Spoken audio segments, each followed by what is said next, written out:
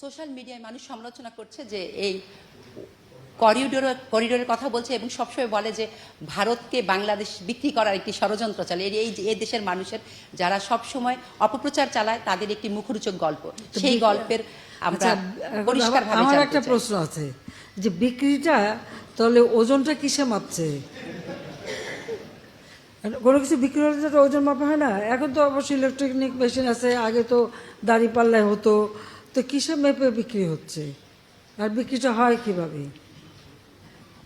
বাংলাদেশ স্বাধীন দেশ, মুক্তিযুদ্ধ করে আমরা স্বাধীনতা অর্জন করেছি এবং যারা সমালোচনা করে তাদের জানা উচিত সারা পৃথিবীতে একটি মাত্র মিত্র শক্তি যারা মুক্তিযুদ্ধের সময় আমাদের মুক্তিযোদ্ধাদের সাথে কাঁধে কাঁধ মিলিয়ে নিজেদের রক্ত ঢেলে দিয়ে এই দেশ স্বাধীন করে দিয়েছে। আমাদের সমস্ত মুক্তিযোদ্ধারা সেখানে ট্রেনিং পেয়েছে।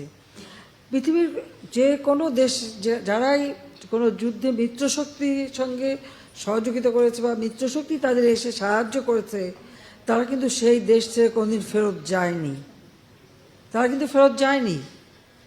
এখনও জাপানে আমেরিকার সৈন্য, জার্মানিতে রাশিয়ান সৈন্য সহ এরকম পৃথিবীর বিভিন্ন দেশ দেখলে সে দৃষ্টান্ত পাওয়া যাবে। এখানে ভারত কিন্তু ব্যতিক্রম। তারা মিত্রশক্তি হিসেবে আমাদের পাশে থেকে যুদ্ধ করে এসেছে, কিন্তু যখনই জাতিপিতা বঙ্গবন্ধু শেখ মুজিব চেয়েছেন যে তারা দেশে ফিরে যাক, ভারতের তদানীন্তন প্রধানমন্ত্রী শ্রীমতী ইন্দিরা গান্ধী সঙ্গে সঙ্গে সেটা রাজি হয়েছেন এবং তাদেরকে ফেরত নিয়ে গেছেন।